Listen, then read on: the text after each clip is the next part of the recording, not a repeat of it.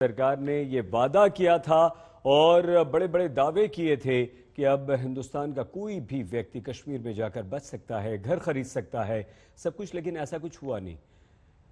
इफ्रा जी, क्योंकि आप वहां की एक महत्वपूर्ण पार्टी के सदस्य हैं, प्रवक्ता हैं, आपको लगता है कि जो टारगेट किलिंग्स अब आतंकवादियों की तरफ से हो रही हैं वो नहीं होनी चाहिए और उसके पीछे कारण क्या है? देखिए, एब्सोल्युटली वो नहीं होनी चाहिए, लेकिन ये बता देती हूँ कि ये टारगेटेड किलिंग्स और जो किलिंग्स का सिलसिला है ये अभी का शुरू नहीं हुआ है। 1 साल से, जब से हम यहाँ बैठे हैं, 1 साल से जब तक बिंद्रो जी की मौत हुई थी तब तक 22 सिविलियनों को मौत के घाट उतारा गया था। और वो 22 सिविलियन, उनकी मौत शायद इसीलिए हेडलाइन नहीं बना पाई क्योंकि शायद वो लोग मुसलमान थे। तो अब जो बताया जा रहा है कि अचानक से ये सिलसिला शुरू हो गया, अभी हाल ही में ये लाए हुए हैं, ये सब नहीं। आपने अल्पसंख्यकों का नाम लिया, आपने अल्पसंख्यकों का नाम लिया, हमने टारगेट किलिंग्स, यहाँ और वो गैर कश्मीरी भी होते हैं ना। कल जो दो मजदूर मारे गए हैं उसमें गोलगप्पे वाला बिहार का रहने वाला है, दूसरा जो मजदूर है वो मुसलमान है लेकिन उत्तर प्रदेश का रहने वाला है। तो आप प्लीज कम से कम हिंदू मुस्लिम है जी। अच्छा ठीक है, मेरा सवाल आप लोगों से फिर रहेगा कि जब 22 लोगों की मौत हो चुकी थी, उनकी मौत ने हेडलाइंस क्यों नहीं बनाई? मुझे आप बोल दीजिए, उनकी मौत पे इतने ज्यादा शाम को प्राइम टाइम डिबेट क्यों नहीं हुई? हम ही को तो उनकी बात रखनी पड़ती है। यहाँ पर सवाल देखिए, सवाल यहाँ पर सिर्फ ये है, तो मुझे बोलना नहीं पड़ता। क्योंकि आप नेशनल कॉन्फ्रेंस की लीडर हैं, वहां के स्पोक्स पर्सन हैं, इसलिए हम आपसे सिर्फ ये समझना चाहते हैं। आप हम पर सवाल मत उठाइए, ठीक है, हमारी गलती हो सकती है, आपका पूरा अधिकार है, आप हमें जो भी समझें, जो भी कहें हम मान लेते हैं, कोई बात नहीं, लेकिन आप प्लीज हमें यह समझाने की कोशिश कीजिए ना कि ये आतंकवाद रुक क्यों नहीं रहा। अब उस मजदूर का क्या वो गोलगप्पे बेचने वाला क्या था बेचारा, कितना 100, 150, 200 रुपया कमा लेता होगा। वो मजदूर था, वो अपने परिवार, उसे मारना, वो अगर वो मर रहा है तो ये क्या है, क्यों है, कुछ तो बताइए। बिल्कुल बिल्कुल, ये मुझे नहीं लगता कि आप ऐसे जताना चाहते हैं जैसे हम कहीं ना कहीं किसी तरह से इसे सपोर्ट करते हैं। बिल्कुल ये बार्बरिक है, ये क्रूअल है और इसकी जितनी निंदा की जाए उतनी निंदा कम है। लेकिन आप जब कहते हैं कि इस सब को कैसे रोका जाए, तो मैं आके कह लेती हूँ कि आर्टिकल 370 को फिर से एक बार एब्रोगेट कर लेते हैं। एक बार जब आर्टिकल 370 फिर से एब्रोगेट हो जाएगा तो ये सब चीजें खत्म हो जाएंगी। यही तो आपको और मुझे झूठ बताया गया था ना, यही तो आपको समझाया गया था। उससे पहले टेररिज्म बिल्कुल था, आर्टिकल 370 का उसके साथ कोई कनेक्शन नहीं था। तो फिर अब आप आर्टिकल 370 को हटाने की बात क्यों कर रही हैं?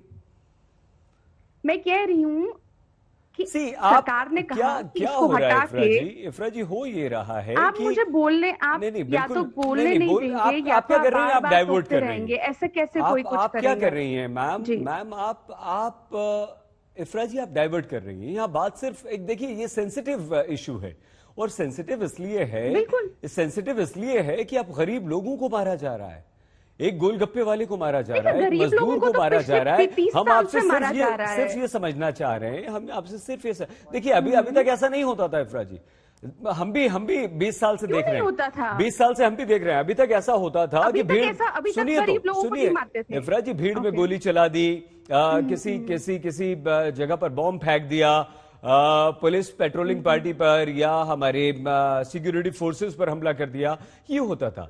अब तो चुन चुन के मारा जा रहा है ना, अब तो टारगेट किलिंग इसी को कहते हैं। ठीक है, आते हैं और आप ये हमें ये नहीं समझा पा रही हैं अभी तक कि आखिर ये अब ऐसा क्यों हो रहा है, ये बदलाव क्यों देखा जा रहा है?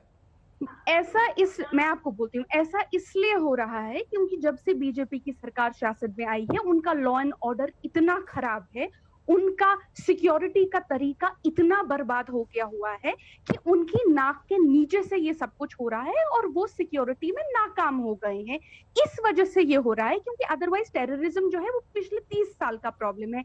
लेकिन आज जो ये सबसे ज्यादा तो कश्मीर में आपकी सरकार रही है। बीजेपी पे सवाल करना पड़ेगा। नहीं करेंगे ना, हमने आपसे पहले ही कहा था कि शाजिया हमारे साथ जुड़ रही है, थोड़ा देर हो गया, वरना पहला सवाल उन्हीं से था। सबसे ज्यादा तो नेशनल कॉन्फ्रेंस की सरकार रही है, चाहे वो फारूक अब्दुल्ला हो, उनके बेटे हो, लेकिन तब क्या टेररिज्म नहीं था?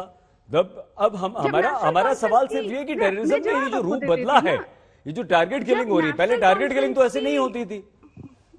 अब अच्छा, उसका जवाब आप ही ने दिया इफरा जी, आप ही ने कहा कि आप वो जो पहले जो मुसलमान मरे उनके बारे में सवाल क्यों नहीं उठाते। इसका मतलब पहले टारगेट किलिंग नहीं थी, पहले जो आतंकवादियों के खिलाफ था, जो सरकार के साथ था, जो हिंदुस्तान के साथ था, उसे मारा जाता था। टारगेटेड किलिंग्स वो भी थी क्योंकि कहीं ना कहीं सिक्योरिटी और लॉ एंड ऑर्डर का सिचुएशन तब भी बर्बाद हो गया था।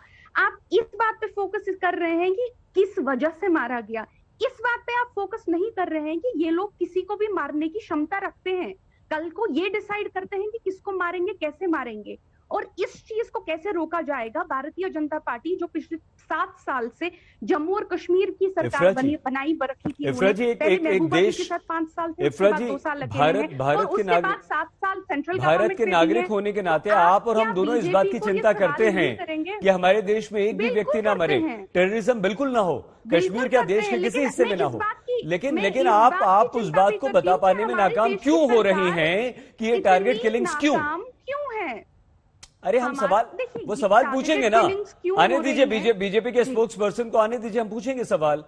लेकिन कम से कम आप ये तो बताइए कि आपकी नजर में ऐसा क्यों हो रहा है, ये टारगेट किलिंग्स क्यों हो रही हैं? टारगेटेड किलिंग्स मुझे लगता है इस वजह से हो रही हैं क्योंकि जो ये बार बार नॉर्मलसी का नैरेटिव बताया जा रहा है, उस नॉर्मलसी के नैरेटिव पे जो जो किलिंग होती है उससे ये पेंट जो झूठ का है वो धुल रहा है।